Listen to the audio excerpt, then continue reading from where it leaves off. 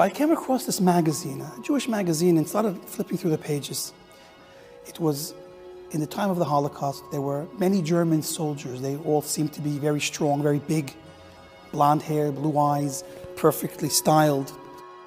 And they were all standing around this chassid, a skinny, short, small man in a black coat with a black beard and curly black payas. And I remember looking at that scene. It had a tremendous impact on me. I thought to myself, it's interesting, you know, if you would have been in that scene, one of the German people or even one of the spectators, you know, it looked like the man in the middle was some kind of clown and everybody was laughing at him from around.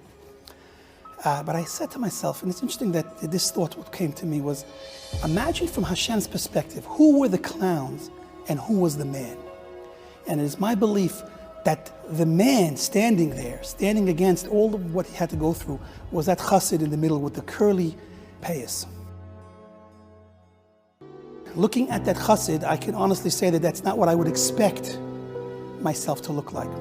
But it was at that moment, looking at that picture, understanding who that man was and what he represented, where I made a decision to grow out my payas. And I grew out the payas, and at some point I decided what length was right for me. And if you look, actually, you know, you don't notice the payas, but I keep payas forever. I never really take them all off.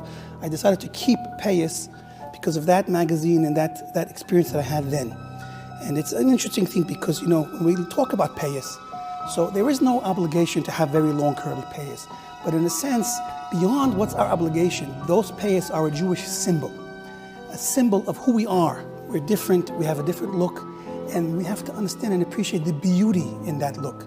You know, it's beautiful to be Jewish. That's what I learned that day in the yeshiva, and that's what I continue to try to instill in my children, that being what Hashem created you to be, allowing your neshama to shine through, that is the ultimate beauty. Beauty comes from within.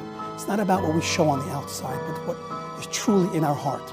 And when we give Hashem our heart, that's what matters. Sometimes when you give the heart, it comes in a package. When you give a present, you have to put it in a box. And so the box that our heart and our soul comes in is this Jewish box.